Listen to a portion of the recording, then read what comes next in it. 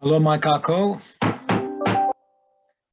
Mahalo for joining today's, it's Friday, February 11th, 2022 at 1 p.m. for the joint AEN Health Committee hearing in conference room 224 and also video conferencing, which includes the audio and video of remote participants that's being streamed live on YouTube.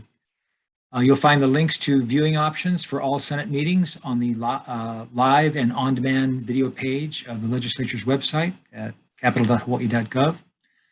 And in the unlikely event that we have to abruptly end this hearing due to major technical difficulties, the committee will reconvene to discuss any outstanding business at 1:05 p.m. on Monday, February 14th during our AEN via video conference time slot, and a public notice will be posted on the legislature's website.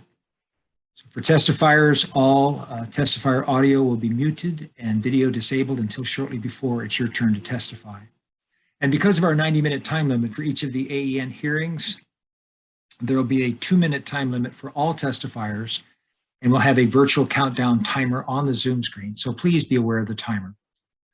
I'll be announcing only the testifiers who will be providing testimony via Zoom. And for the complete list of testifiers, along with all of the written testimony, please go to the legislature's website, and you'll find a link on the status page for the measure. We also apologize if the closed captioning does not accurately transcribe the names. Okay, and so for the first measure, Senate Bill 2629 relating to pesticides. This requires the Department of Ag, in consultation with the Department of Health, to develop and implement a one-time pesticide disposable collection program for a duration to be determined by the department. It requires the Department of Ag to convene a steering committee to guide and monitor the pesticide disposal collection program. And let's see here. First on our testifying list is Department of Ag. Aloha chairs and vice chairs and members of the committee. Phyllis Shimabukuro Geyser, chairperson of the Hawaii Department of Ag. We stand on our written testimony strongly supporting this measure and commenting with some suggestions or recommendations. Mahalo. Thank you, Phyllis. Next up is the Environmental Health Administration. Good afternoon, chairs, vice chairs, members of the committee. Lene Ichinotsubo with the Department of Health, Solid and Hazardous Waste Branch. The department stands on my written testimony in support. I'll be available for questions should you have them. Thank you. Thank you. Next is Tim Lyons from the Hawaii Pest Control Association. HPCA is composed of the structural pest control operators. We're often forgotten that we are attached or involved with DOA in any way. However, we are regulated, individuals are regulated via certification programs through the Department of Ag. And we would respectfully, we support the bill, but we would respectfully request an amendment. The bill throughout refers to agricultural. However, sections C and D are certainly broad enough to apply to us, but for the sake of clarity, we would like to ask that language, quote, pest control operators licensed under section 460J HRS, end quote, be inserted on page 2, line 2, and line 10. And with that clarification, we believe that the inclusion would be fairly clear. Thank you. Thank you, Tim. Next is Brian Miyamoto from the Hawaii Farm Bureau. Good afternoon, Chairs Gabbard, Vice Chairs Nishihara and Baker, and members of the committees. Brian Miyamoto here on behalf of the Hawaii Farm Bureau. The Hawaii Farm Bureau will stand on its written testimony in strong support of this measure. We appreciate you considering pesticide disposal program. However, we do offer a few friendly amendments, which is contained in our written testimony. Thank you for this opportunity to testify. Thank you, Brian. Next is Clayton Kubo. Present, Chair. Okay, and that's, let's see, that's all of our Zoom testifiers. Members, are there any questions? Okay. Senator Gabbard, Larry Verader. Yes. I thought I was supposed to provide testimony orally. Yeah, You're not on my list, but go ahead. Thank you, sir. I really appreciate it. Aloha and good afternoon to the chairs and vice chairs and committee members. Although I'm chair for the Pearl City Neighborhood Board, I'm testifying individually. During previous neighborhood board meetings, I have heard numerous complaints from residents who experience damage to their personal property from feral chickens in their neighborhoods. I personally went out trying to help out neighbors, and of course the city once previously with Rorio Farms had a $70,000 program where they provide the traps, and then the problem was trying to get the public involved to catch the chickens. It just didn't work. And actually, when I equated it up, it was like $125 a chicken. That's what it cost. I most strongly recommend you fund this program like a reward system where the homeless and jobless can get involved with capturing the feral chickens and have a central drop-off point in Pearl City where they would be rewarded a minimum $5 a head for each adult chicken, $2 for chicks. That drop-off point could be the urban gardens of Pearl City with a caged area and a truck to transport the chickens to a farm at the end of the day. We need some creative ideas from the public to find out how the chickens could be disposed of in a humane way. I believe the feral chicken problem would be mitigated quickly by the homeless and low-income families. Lessons learned from picking up aluminum cans and recycling. I most strongly urge you to support and approve SB 2195 with some creative, innovative ideas. The Pearl City stands by to help you with this bill if it gets approved, to help you build a model. Thank you very much, sir. Okay. That's you're actually on the next bill that we were going to start, but that's fine. Oh, I'm sorry. I'm sorry. That's all right. That's all right. Oh, Yeah, I have my apologies. Larry. Yeah, Larry, I have you on the next bill, but that's fine. There were no other questions, so we are starting on SB 2195, which establishes a 5-year pilot program within the Department of Health to eradicate feral chickens beginning in the Pearl City and Naya areas of Oahu. So next up is Department of Ag. Aloha chairs, vice chairs, and members of the committee. We stand on our written testimony offering our consultative support to Department of Health, and we defer to the Department of Health. Mahalo. Okay, thank you. And next up is Department of Health, the Environmental Health Administration. Good afternoon, chairs, vice chairs. My name is Grace Simmons. I'm from the Vector Control Branch, Program Manager. Thank you for the opportunity to testify on this measure. We offer comments and I'm here for any questions. Okay, thank you. And that's all of the testifiers for 2195. Members, are there any questions? All right, seeing none, we'll move on to the next measure, SB 2888. Relating to economic development, establishes the Access to Local Food Act to allow cottage food operations to sell cottage food products under certain conditions upon receiving a permit from the Department of Health. And the Department of Health, Environmental Health Administration is first up. Any questions? Sorry, your testimony, go ahead. Hello, Chair Gabbard. This is you, Chair Kyo Kalole, Vice Chairs Baker and Ishihara. This is Peter Oshiro, I'm Program Manager for the Department of Health Food Safety Branch. The department opposes this bill. The department already allows homemade food operations of non-potentially hazardous foods to be sold directly to consumers. We will vigorously oppose any attempt to expand cottage foods or homemade foods to include foods that require temperature controls to prevent or eliminate the growth of pathogenic bacteria that may cause communicable disease outbreaks. So this measure will allow use of home kitchens to produce these temperature controlled for safety foods which would be dangerous to the public health for various reasons. And please, I'll be available for any questions if you have any questions on what they are. Thank you very much. Thank you. Next is Megan Forbes from the Institute for Justice.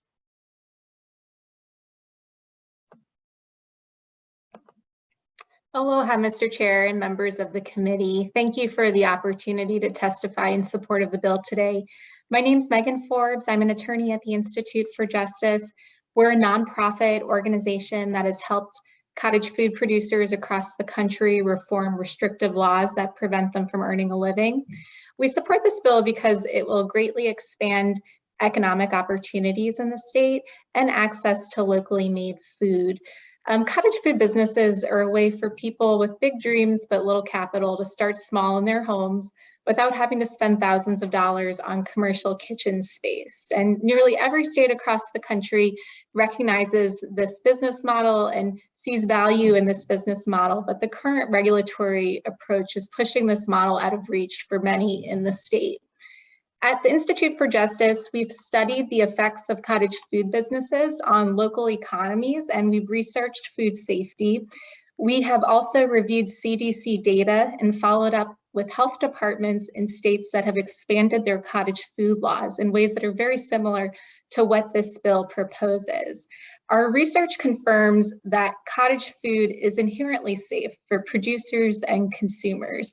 And research also shows that cottage food businesses support local economies and stimulate economic growth in their communities.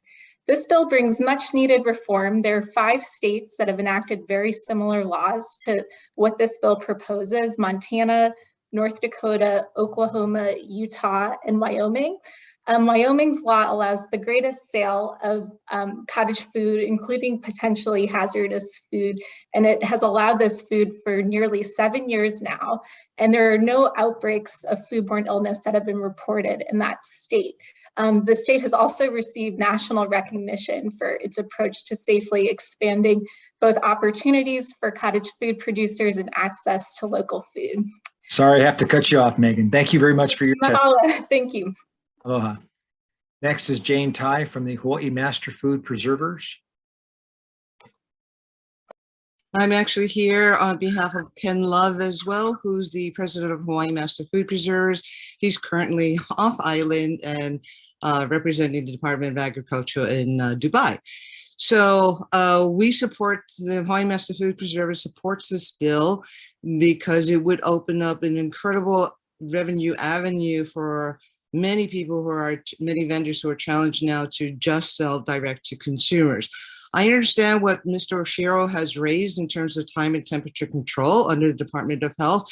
That actually, while we would still abide with those regulations, there are other areas that do not require or is not as strict on the time and temperature control.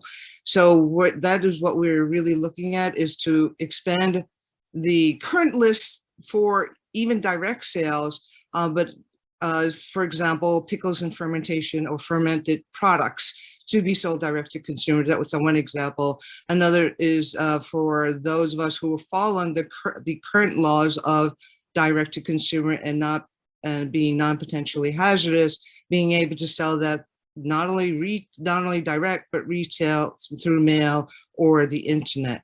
Especially in these times of the COVID challenges where we have very limited face-to-face with consumers to keep ourselves safe health-wise, and it has shut off a very large avenue for various revenue. So, thank you very much. Thank you very much, Jane. Next is Evan Oy from the Hawaii Association for Justice. Aloha, Chair Gabbard, Chair Keohokalole, members of the committee. My name is Evan Oy. I'm testifying on behalf of the Hawaii Association for Justice in opposition. Our primary concern is that Section 328-J is overbroad and unnecessary in granting the state immunity from ordinary negligence for food products from cottage food operations. This contradicts the State Tort Liability Act and could lead to residents having no recourse if they get sick from cottage food products. So for these reasons, we respectfully recommend that Section 328-J on page 12, line 13 through 18 be deleted. Mahalo for the opportunity to testify. Will be available for questions. Mahalo, Evan. Next is Rourke Reagan. Yeah, good afternoon. This is Rourke Reagan, and thank you so much for having this hearing today. And I'm a local cottage industry person. I make homemade jams and I sell at the local farmers market, and the current law does allow me to do that at home. I just wanted to bring up some of the things that I'm having a hard time as a business, and why this law would help me so much be able to kind of support myself and hopefully hire somebody one day. For me to expand where I can sell online, or if I need to sell to a wholesaler, like the local coffee shop down the street from me, I have to do it through a commercial kitchen, create a HACCP plan, and all those necessary steps. I've done this for 8 flavors and also to expand my business where I could do a barbecue sauce and some relish. And my initial cost to have those 8 samples just tested for E. coli, a lot of other pathogens, yeast and mold, cost me $1,515. And then I also needed to do a time testing to see the shelf life of the product. And that is costing me currently $616 a month. That's a lot of money. I don't make a ton of money on this, but I'm trying to invest in my future.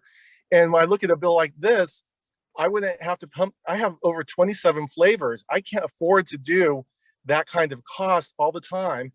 And the commercial kitchen, that costs between $15 and $25 an hour. If I'm using the propane, it's $25 an hour over in Ocean View. I live in Naalehu, which is the south by South Point and on the Big Island. And that's a drive for me. And the setup, the cleanup, all of that takes away time that I also need to do the fruit, pick, harvest, and also go to my local farmers. I grow a lot of my own fruit. I buy from local farmers, and I believe in supporting a local economy. This would be a huge game changer. The more I make, the more I can buy from other people. And instead of spending $20 an hour at a commercial kitchen, I would love to be able to hire somebody. So Mark, I think. I'm sorry, I've got to cut you off. Thank you very much for your testimony. Aloha. Next up is Mr. John Min. John in the house.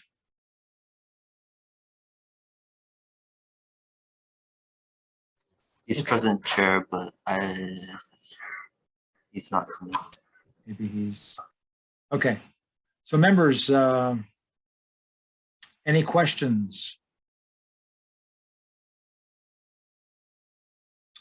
Okay, if not, then I will turn the next measures over to our health chair, Senator Keohokalole, and he'll take over from here.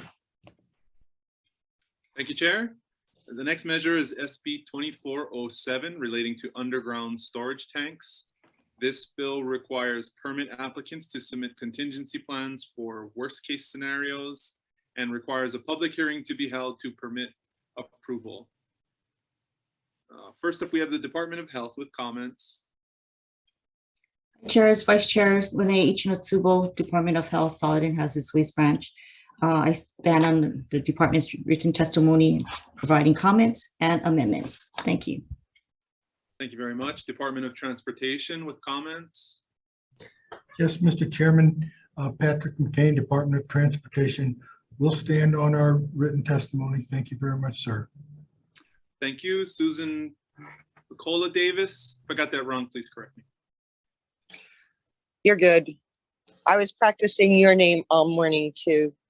Good afternoon, Senator Keohokalole and Senator Gabbard and all the members present. I first want to say it was a great press conference this morning with our people in Washington, Ed Case and Kai Kahele. Now for the testimony. This bill seems to close any possible loopholes as it stood. I say seems because if there is one, the Navy will find it. It says to include a specific response plan that includes protocols and procedures to respond to a worst case scenario. First, protocols and procedures for response, they're already in place. It is the following of these that caused the problem. Actually withholding and denying that water, denying that the water was not fit for human consumption. So they withheld the information, and forcing the Department of Health to put out an advisory is incomprehensible. Congressman Kahele went door to door, believe it or not, as soon as he heard about talking to residents. Child care centers were not told until 20 days later. How does this happen? You mean there's no protocol to inform all that are on the infected lines? You all are asking the same questions. This is careless. If your neighbor's house is on fire, you'd go for help. Residents kept drinking the water for at least one day. Everyone was not notified not to drink it, not to wash their clothes, not to wash their dishes. Don't use it for your pets. Don't water your lawn. Don't wash your cars, and on. Isn't this the worst case scenario already? The residents living in the housing, whether they be military or civilian. Thank you very The much, vapors Susan. from the water. Your 2 minutes are up. Okay, We'll have thank to you. move on. Thank you. Board of Water Supply in support. Not present, Chair. I Oh, am. sorry. Yeah, sorry. We're in support, and actually we have a suggestion to add the reference to the requirements in 342L-36, and we stand our written testimony in support. Thank you. Thank you very much. We also have written comments, written testimony in support from the Hawaii Alliance for Progressive Action and Lynn Murakami Akatsuka. Members, any questions? Okay, seeing none, we'll move to the next measure, SB 2598. This relating to underground storage tanks. This implements a schedule and standards for the inspection and repair of underground storage tanks. Department of Transportation with comments. Thank you, Mr. Chairman. The Department of Transportation will stand on our written testimony. Thank you, sir. Thank you very much. Department of Health in opposition. Good afternoon, Lene H. Natsubo, Department of Health, Solid and Hazardous Waste Branch. We stand on our written testimony in opposition. We believe that the department's regulatory authority will be limited, and it places the department's enforcement discretion in the hands of third-party contractors. Thank you. Thank you very much. Board of Water Supply. We support the intent, and we offer some language to strengthen the bill. Mahalo. Thank you very much. Susan Picola Davis. Good afternoon again. I support the intent of the bill, but there are too many holes in it. It just doesn't seem like it's a tight document for a bill. First thing is that the inspection needs to be performed by an inspector. How do you find a qualified person to inspect? Is this person certified? If so, a certified inspector, who chooses the inspector? How is the inspector determined? And is there a list of eligible inspectors for underground fuel tanks? It also states that no later than 30 days after satisfactory operations is completed, the inspector who performed the inspection needs to turn the results into the department. I have no idea why it would take 30 days if they've completed the inspection, turn in the paperwork. I may be making it too simple. Instead of having a satisfactory grade, make this pass fail. You either pass, you fail it. There's no wiggle room there. The inspector shall notify the operator of non-compliance within 10 days. Why 10 days? Why not the same day?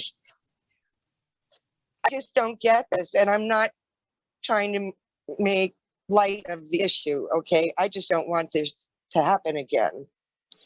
And I don't believe in granting temporary deferrals. It just allows things to continue. The other thing about this is that the standards need to be followed and people need to be held accountable. One of the standards that is of troubling to me is lowering the EAL. Your 2 minutes on this measure are up. I'll be back. 2 more bills, go ahead. We'll keep going. That's all the registered support. We have, again, Ann Frederick and Lynn Murakami Akatsuka submitted written testimony in support. Members, any questions? Okay, we'll move on to the next measure, SB 2600, relating to underground storage tank. This requires that any permittee remain in compliance with all state and federal laws and has not been cited for any violation of the Federal Water Pollution Control Act or Chapter 342D. Department of Health. Good afternoon, Lene H. Natsubo, representing Department of Health. We stand on our written testimony providing comment. Thank you. Thank you. Department of Transportation. Mr. Chair. Mr. Chairman, thank you very much. The Department of Transportation stands on our written testimony. Thank you, sir. Thank you very much. Board of Water Supply. Thank you, Ernie Lau, Manager and Chief Engineer. We support the intent. We request that 342L-4C retain the or instead of changing it to and. Thank you very much. Susan Picola Davis. Hi. I support the bill. I'm still going on and on. Hello? Yes, please proceed. Okay, I support the intent of the bill. It is an improvement adding the word shall, but the word I rarely see is will. Maybe someone should change the legislative lingo of shall to will. If you change the word will throughout the bill, you'll see the emphasis it places on the bill. The other thing is that in the denial of an application, the applicant has an opportunity for hearing. What's the deadline to set the hearing and who holds the hearing? About the lower ELs that was talked about, their environmental action levels for total petroleum hydrocarbons that put it back to the original 160 MPLs or lower. Ernie had been suggesting this, requesting this of the Department of Health since 2017. He's getting what he's asking for and what we probably absolutely need, or else we would have found maybe this faster through the regular inspections. There's another contaminant that was found the other day. And remember, the water pipes and the fuel pipes run along each other under the ground. Just remember that it's our only aquifer for the whole island of Oahu. Thank you. Thank you very much. That's all the registered testimony we have. In total, there are 11 individuals and organizations in support of this measure and 3 offering comments. Members, any questions? Okay, next measure is SB 2601 relating to underground storage tanks. This requires applications for underground storage tank permits to be accompanied by plans, specifications, and other necessary information. I believe first is the Department of Health. Good afternoon, chairs, vice chairs, members of the committee. Lene Ichinotsubo, Department of Health, Solid and Hazardous Waste Branch. We stand on our written testimony, providing comment. Thank you. Thank you very much. Board of Water Supply. Ernie Lau, Board of Water Supply. We support this bill and appreciate the efforts to strengthen the Department of Health's ability to modify, suspend, or revoke USD permits where appropriate. Mahalo. Thank you very much. Susan Picola Davis. In support. I support the emergency appropriations, but you need to remember that there is a leaking underground storage tank fund, and I don't know why that is not being considered in this bill. Because the emergency appropriation of funds could be provided as in advance of any cost recovery to pay for the expenses. I don't know how the expenses are getting paid for the Board of Health or the Board of Water Supply. Do whatever it takes to help these families. Many are paying out of pocket and have gone into debt. Tripler providers are not helping out our military families, even though you may hear they are. Shrugged shoulders, incomplete diagnosis. They aren't being sent out to the network with a consultation as a request for our local doctors. They're being denied toxicology reports. They're being told there isn't enough documented petroleum drinking to assess the long-term possibilities. They're on a wait list. They go to the ER. But what we do know is that they've been poisoned. As for little Jimmy's pet chihuahua, take him to the vet. What about Susie's pet cat? Take him to the vet. Have you watched a child whose pet has died? Have you heard the children are losing their adult teeth, not just 1 or 2? Have you heard the people are losing their hair, chunks of hair? When will these survivors get their chance to tell their stories? Thank you. Thank you very much. I believe that testimony related to SB 3124, which is the next measure on the agenda, but we've got you down, so not to worry. I think that's all the live testimony we have on this measure. There were 12 individuals in support and 1 with comments. Members, any questions? Okay, we'll move to the last measure on the agenda, SB 3124, making an emergency appropriation to the Department of Health for costs resulting from the release of petroleum from the Red Hill Bulk Fuel Storage Facility. Department of Health. Good afternoon, chairs, vice chairs, members of the committee. Kathleen Ho on behalf of the Department of Health. We fully support the emergency appropriation and will be available for questions and stand on our testimony. Thank you. Thank you very much. Board of Water Supply. Aloha, chairs. Ernie Lau, Board of Water Supply. We strongly support this measure to make emergency appropriation funds available to the Department of Health and to Kathy and her team to deal with this Red Hill situation. Mahalo. Thank you very much. That's all the registered testimony we have. There are 5 individuals who submitted written testimony in support and 1 with comments. Members, any questions? Okay, I have a question for the Department of Health. Yes. So Kathy, earlier it was asked about the less fund, the storage tank special fund. Can you comment on the expenditure of money out of that fund and in total what you're projecting to be necessary to expend in the fiscal year, to justify the emergency appropriation? So under the LUS fund, we only have approximately $1.3 million in the fund. That fund is being heavily used to support the Department of Health's actions on the AOC, the Administrative Order on Consent. It takes approximately 6 months to a year to get reimbursed from that. The infusion that we get from the fund is from penalties, and that's about maybe 10,000 a year. And so the fund would not, this fund would not support our actions in this response. So what's the projected cost to your administration for fiscal year expenses? So this is kind of an ongoing thing, and it's fluid, but we projected our costs from November 28th to June 1st to be approximately $4.5 million. And that includes costs for overtime, subject matter experts, testing, and supplies, and groundwater costs. Okay, thank you. Members, any other questions? Okay, seeing none, I'll turn it back over to Chair Gabbard. If you'd like to recess for decision making.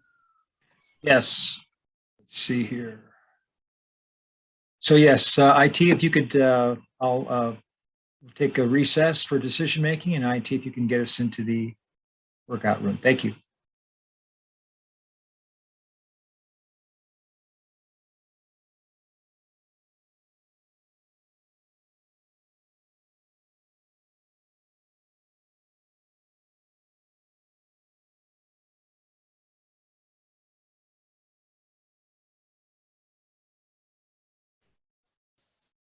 We're reconvening the 1 o'clock joint hearing of AEN and the Health Committee for some decision making, after having conferred with our members on the first measure, SB 2629 relating to pesticides.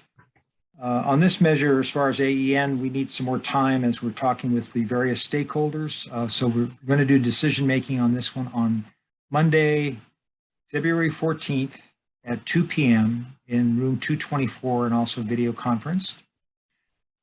On the next measure, SB 2195 relating to feral chickens. would like to amend this using the suggestion from the Hawaiian Humane Society, requiring the Department of Ag to submit a special local need registration to the U.S. EPA for the use of ovo control. That's a birth control method that's very successful with pigeons, but to actually use this to control feral chickens here in Hawaii, which would obviously have benefits for the public and private landowners all across our state. And also, we want to make sure that this would apply, if it doesn't already, to statewide practice in one particular area. So any discussion? So for the vote, the chair votes aye. Vice Chair Nishihara. Okay, Vice Chair goes aye. Senator Ocasio. Aye. Senator Rhodes. Aye. Senator Favela. Aye. Okay, motion's adopted. Thank you, members. Health Committee, same recommendation. Chair votes aye. Vice Chair votes aye. Senator Moriwaki. Excused. Senator San Buenaventura. Excused. Senator Favela.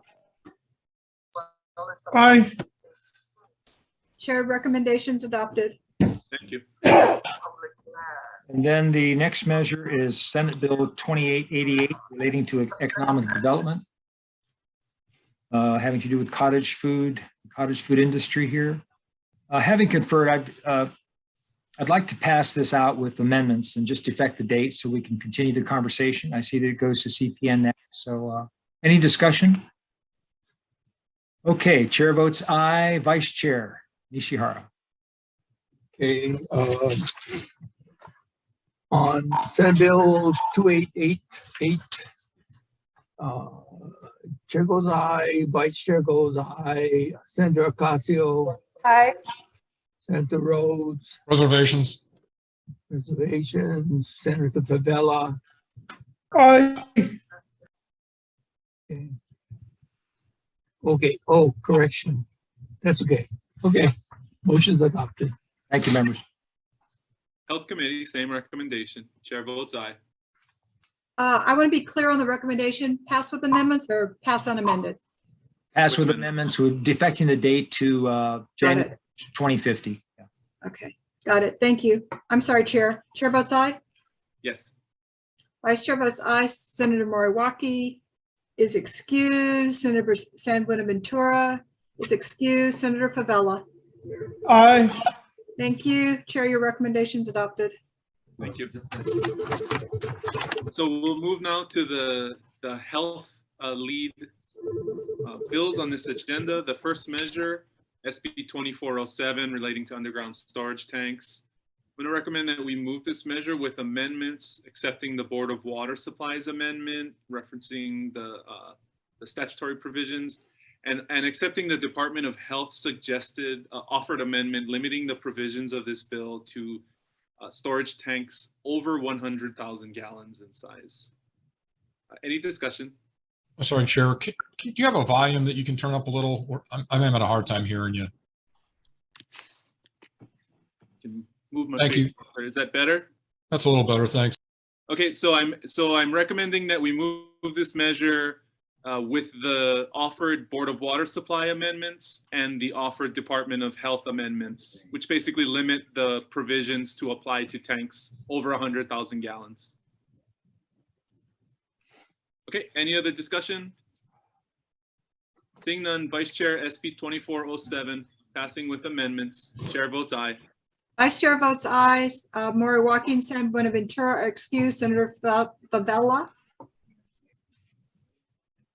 Senator Favela. Aye. Aye. Thank you. Thank you. Chair, your recommendation is adopted. Thank you. Chair Gabbard. Oh, same recommendation for AEN. Chair votes aye. Vice Chair. Vice Chair goes aye. Senator Ocasio. Aye. Senator Rhodes. Aye. Senator Favela. Aye.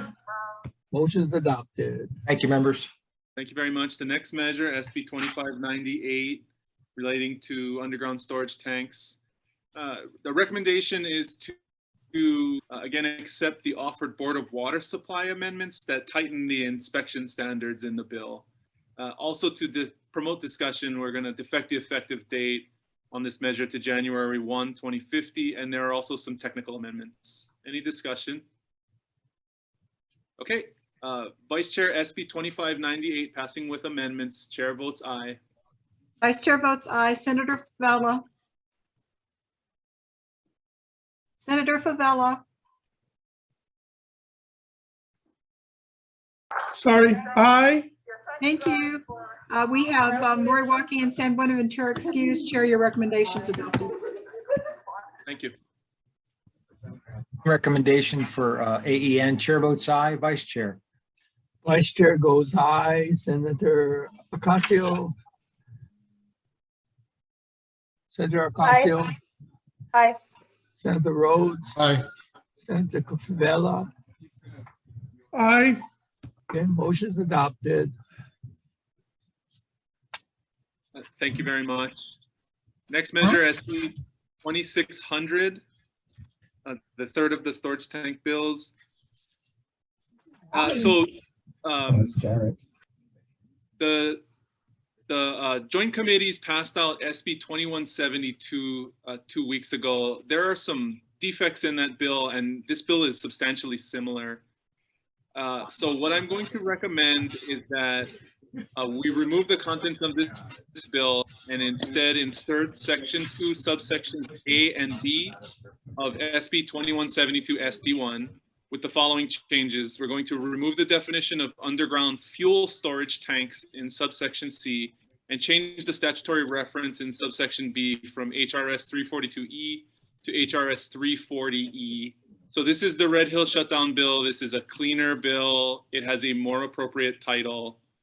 So I think this bill makes a little bit more sense. There are also some technical amendments. Any discussion? Okay, seeing none, Vice Chair, SB 2600 passing with amendments. Chair votes aye. Chair votes aye. Vice Chair votes aye. Senator Favela. Aye. Thank you. Moriwaki and San Buenaventura are excused. Chair, your recommendations adopted. They just have me excused, so. Are you here? Senator Moriwaki, are you on the call? I am now. Sorry, I will vote aye. Thank you. You have to, I don't see, sorry, you I have don't to. know why you have my to see video her. doesn't, you can't see me? Can't see it. Can you see me now? No. No, We just see a I don't name. know. Okay, I have you voting on this measure, voting aye. Okay. And for AEN, chair votes aye. Vice Chair. Of the members present, any voting with opposition or reservations? Seeing none, motion's adopted. Thank you, members. Thank you very much. Senator Moriwaki, we have you now. Next measure is SB 2601. This is relating to underground storage tanks and requires applications for tank permits to be accompanied by plans, specifications, and other necessary information, and remove the automatic grant of permits for underground storage tanks. The recommendation is to defect the effective date on this measure to January 1, 2050, and there are technical non-substantive amendments. Any discussion? Okay, seeing none, SB 2601 passing with amendments. Chair votes aye. Vice Chair votes aye. Senator Moriwaki. Aye. San Buenaventura is excused. Senator Favela. I'm here. Aye. Okay. Senator Favela. Aye. Thank you. Chair, your recommendations adopted, 5 ayes. Same recommendation for AEN, chair votes aye. Vice Chair. Okay, of the members present, any voting with reservations or in opposition? Seeing none, motion's adopted. Thank you very much. Last measure on our joint agenda is SB 3124. This is the emergency appropriation for the Department of Health.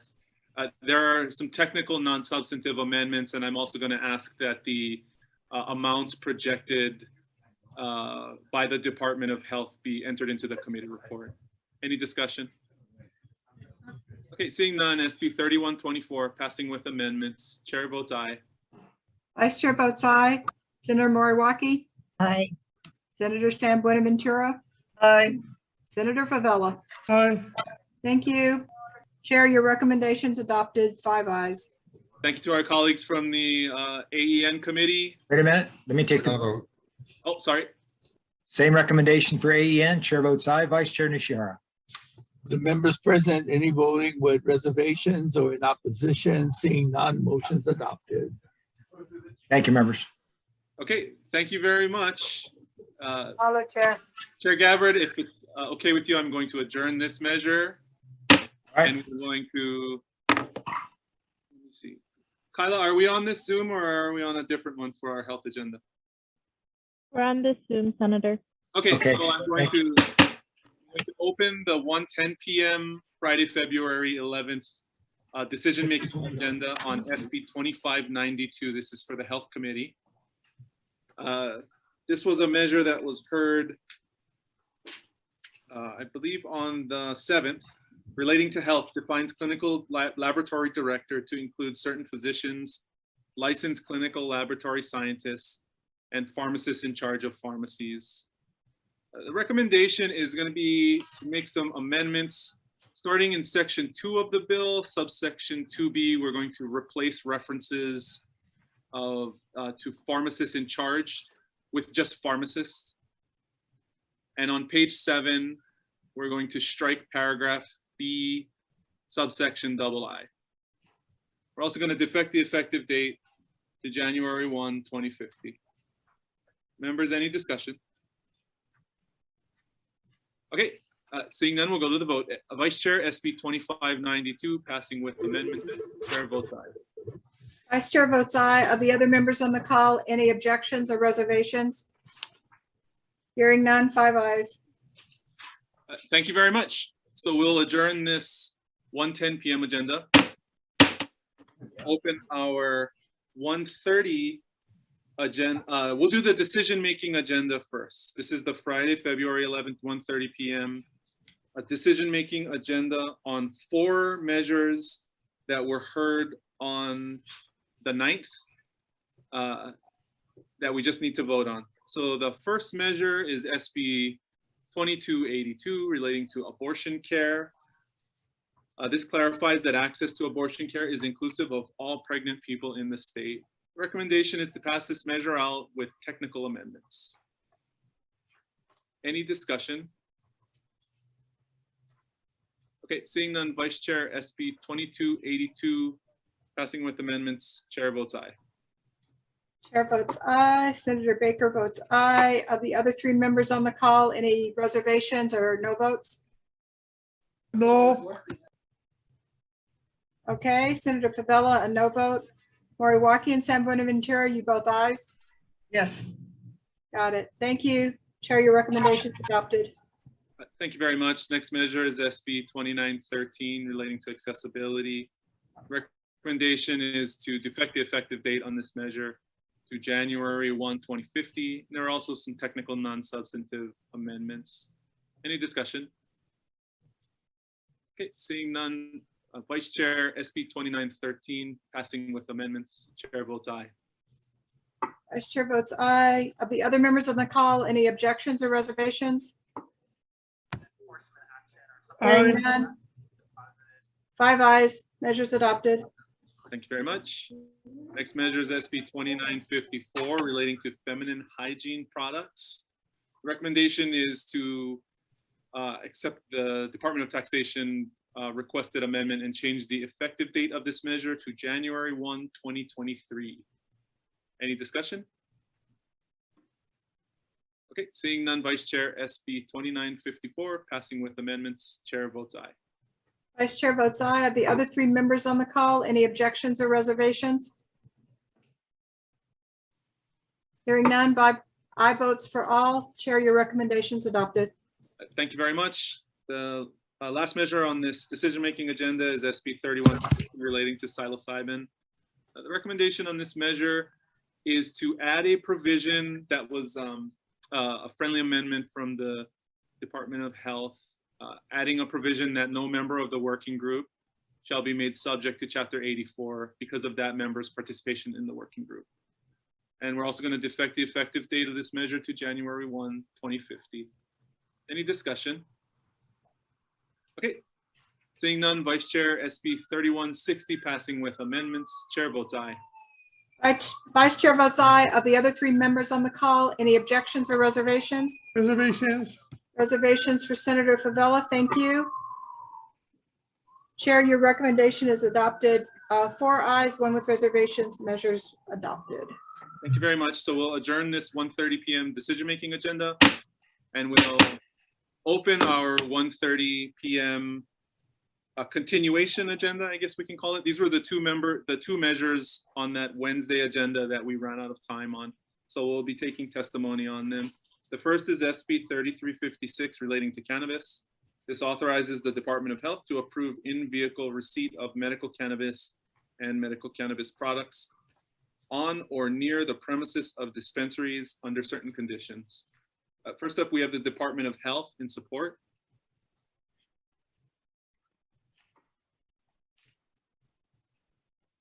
Okay, the Hawaii Cannabis Industry Association in support. Aloha, members. Thanks for hearing this measure. It was really important for us to have this heard. We tried to get some emergency rules during the pandemic to allow patients to pick up curbside. We have a lot of immunocompromised patients in the medical cannabis system. Therefore, really, possibly getting COVID, things like that. So this is going to be a great measure for us. We appreciate it if you pass it forward. We thank the Department of Health for working with us on it and putting this into statute. Mahalo. Thank you very much. Next, the Marijuana Policy Project in support. Okay, that's all the testimony we have from registered individuals of the public. Is there anyone on the call who'd like to testify on this?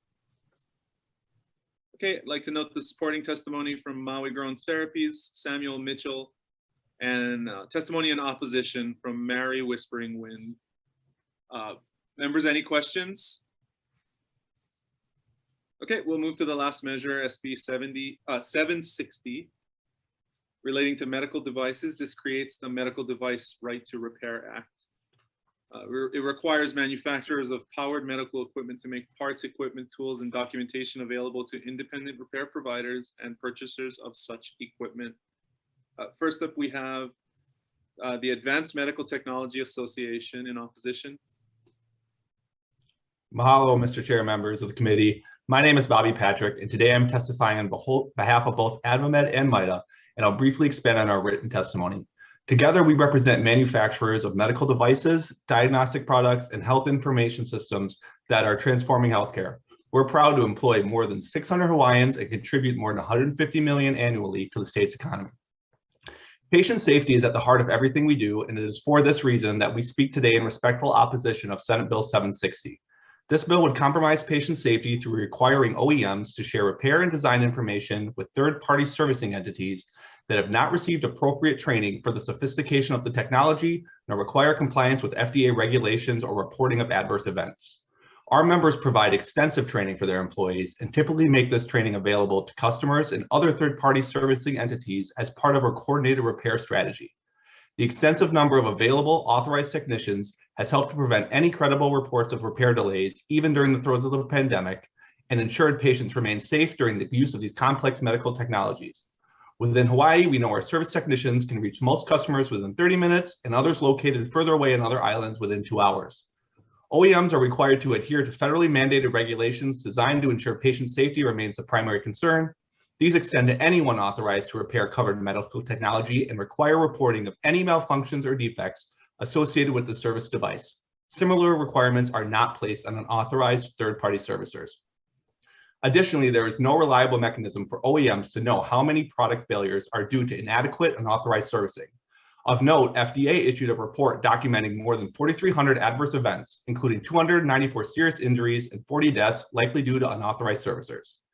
Finally, I'll note that the purchasers of medical technology often have many options and are in no way required to use an authorized servicer.